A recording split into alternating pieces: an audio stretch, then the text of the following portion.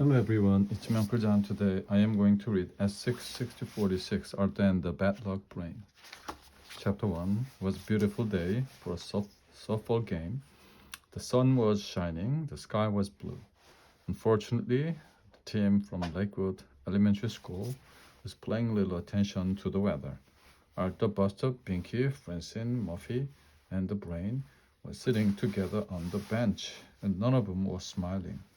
Take me out of the ball game, Binky was singing to anyone who would listen. Excuse me, Binky, said the Brain. I think you mean take me out to the ball game. That's the way the song goes.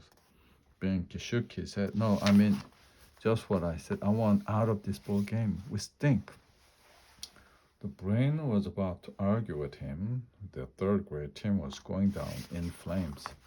They were losing badly to Mighty Mountain, one of the biggest rivals. The score was 10-1, 10-0. There is not much time left.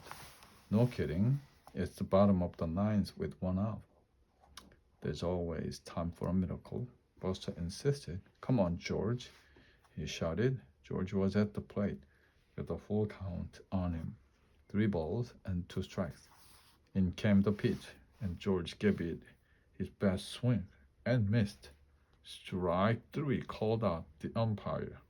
The Brain stood up and put chalk on his hands.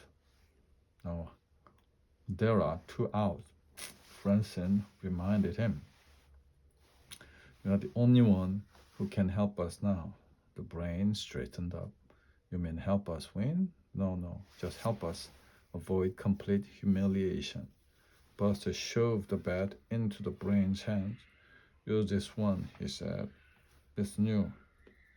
God, got a lot of hits left in it. I don't believe bats are actually made with a specific number of hits, said the Brain. Even modern science has its limitation. Yeah.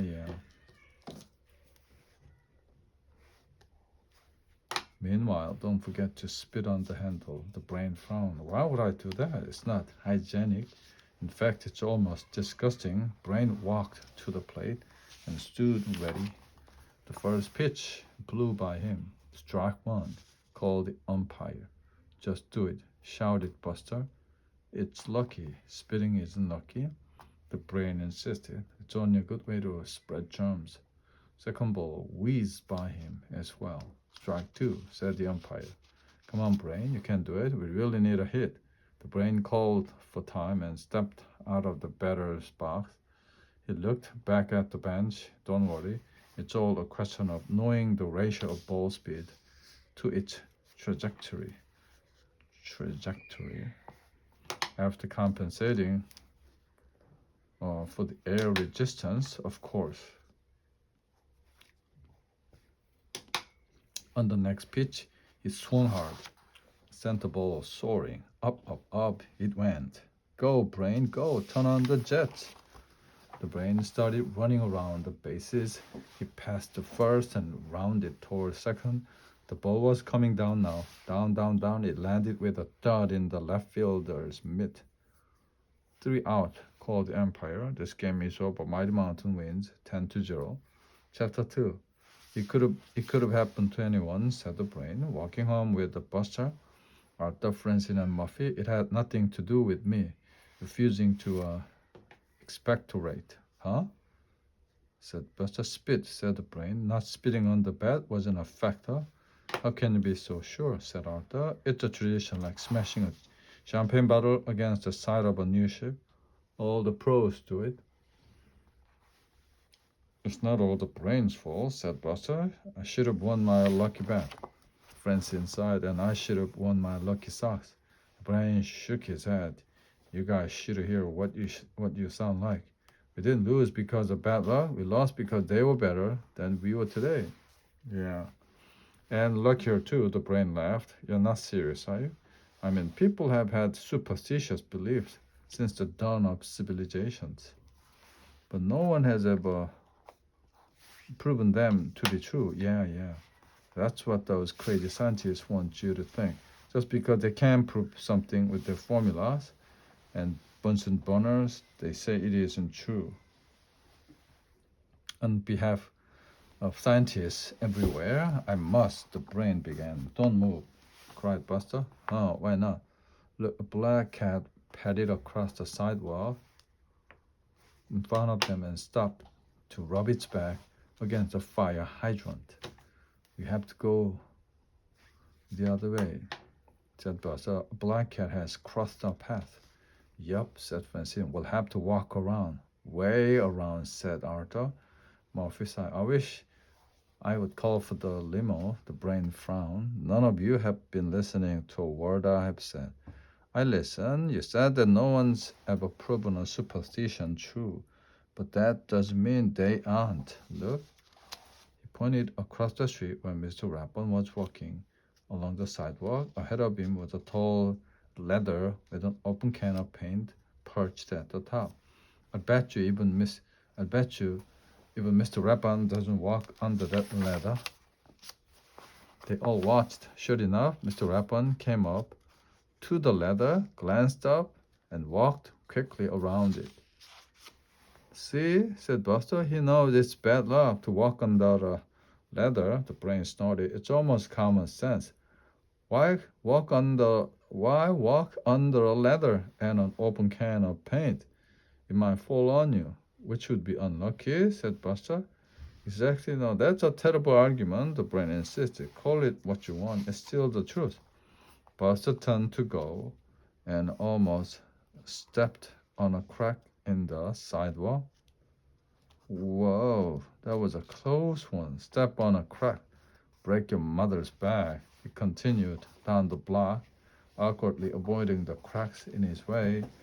It'll be dark before you get home, the brain shouted after him. It'll be worth it, Arthur explained, where his mother's health is concerned. Why take chances? The brain rolled his eyes. The superstition thing had to be stopped, and he was the one to do just that. Chapter 3. Outside the brain's house, Murphy, Arthur, Binky, Buster, and Francine all sat on a folding chair.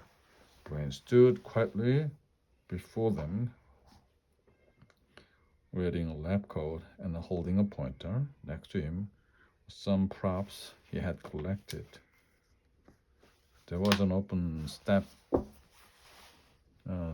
ladder, small sign pointing to a crack in the sidewalk, and a mirror in a cardboard box. Off to one side was a poster stand holding a big chart. Thank you, said the brain, for agreeing to come to my experiment. Are you going to blow something up? Asked Pinky. I love it when you blow things up. Sorry, Blinky. Pinky, nothing so dramatic today, but it's still important for you to be here. I need witnesses. Is this like a trial? Asked Francine. I want to be the judge. No, said the brain. It's not a trial, just an exhibition.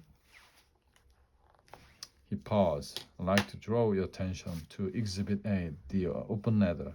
It still sounds like a trial to me, Francine muttered. Brain, what are you doing?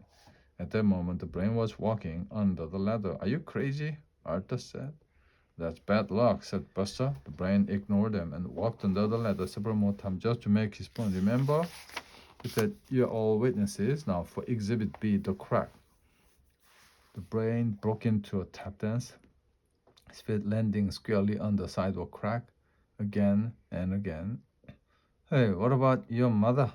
Asked Bryce Buster. You're taking her life in your hands. Feet. Nonsense. Poppycock, I might add. He moved over to the window, and finally, Exhibit C, you may want to stand back a bit. He picked up the mirror and dropped it in the box. Mirror broke into several pieces. Everyone gasped. Now you've done it. That's 7 years of bad luck. The brain walked over to his chart. Nonsense, there's no such thing, and I'm going to prove it. Over the next few days, I will keep track of any bad things that happen to me. If there is no dramatic increase from the usual number, I will have established the evidence that superstitions are false. He pointed to his friends with a sweeping gesture. And you will all be witnesses. Francine bit her lip. Aren't you even a little bit scared? She asked. Brain folded his arm. Science does not scare easily. At that moment, a clap of thunder rumbled overhead. and it started to rain. I'm getting out of here. Me too. I don't want to catch his bad luck. He's cursed.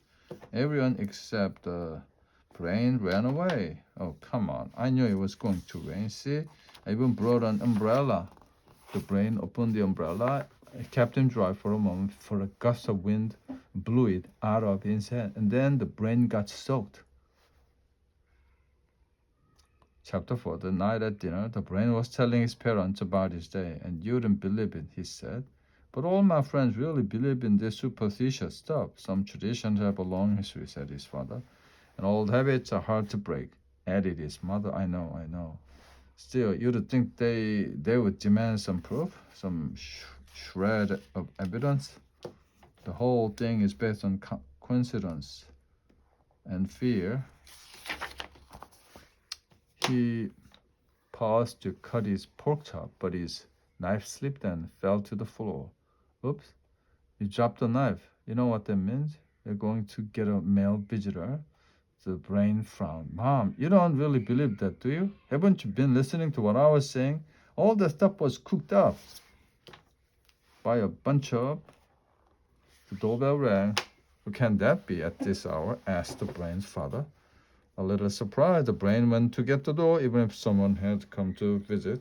That didn't mean it was a male visitor, and even if it was, well, the odds of that were 50-50 in any case. He opened the door and sighed. Binky was just standing there. Hi, Brain. Hi, Binky. Brain, I was wondering, I bet you don't know what 96 divided by 12 is. Sure I do. It's 8. Thanks. He pulled out a piece of paper. Well, so I don't know, how about 8 times 8? Yes, 64. Binky wrote that number on the paper too. He started to ask another question, but the brain spoke first. Do you want to come in, Binky? We're just finishing dinner. Once we're done, you and I can work on a homework together. Why don't you head up to my room and I'll be right there. Oh, well, said Binky Finsid. When the brain joined Binky a few minutes later, he found him staring at the bookcase. We got a lot of books here, said Binky. That's true, the brain admitted. And they have small print. A lot of words are crammed in there. The brain smiled.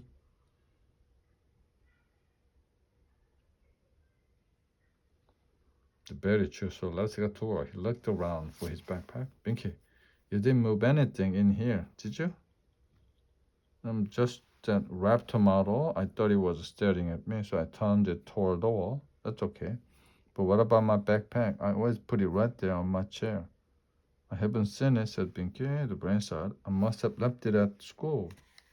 Bad luck, throwing himself on the bed, but it's not a total loss. At least we can do our math. He held up his sheet of paper. I've got questions and you got answers.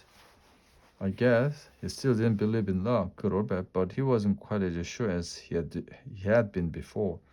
Chapter 5. The brain was walking alone, deep inside a dark forest. He didn't like being alone, but he didn't remember having a choice in the matter. All kinds of noises could be heard in the gloomy underbrush. There were screeches and grunts and chatterings, none of which sounded very friendly.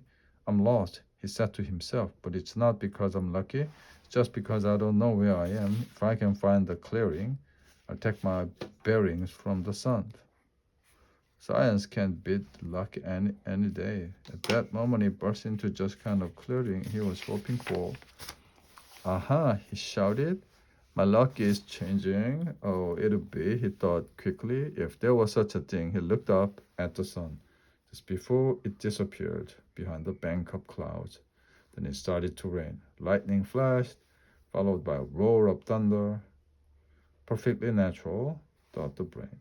We see the lightning before we hear the thunder, simply because lightning traveled faster than sound. What wasn't so natural, though, was seeing that the thunder had disturbed the herd of wild four-leaf clover. They started to run in panic, bearing down on the defenseless brain. Oh no, he cried, I'll be trampled to death. He began running, but he could hear the clovers getting closer and closer. The brain bolted up in bed. Thank goodness it had only been a dream. But wait. He was wet, but how could that be? Rain had been only in his dream. Suddenly, a drop of water hit him on the forehead. The brain looked up. Huh? Another drop hit him, and a third. The brain frowned and climbed out of bed to look out the window. It was raining. The water must be leaking in through the roof. No wonder I got wet. That's not bad luck. This thing just happened. A little later, the brain settled himself on the floor. He had placed a bucket on his bed to catch the falling drops. It's not bad luck, he muttered to himself. The roof must have had a leak already. Anyway, I'm sure the storm will let up soon. The storm didn't let up, at least not for a while.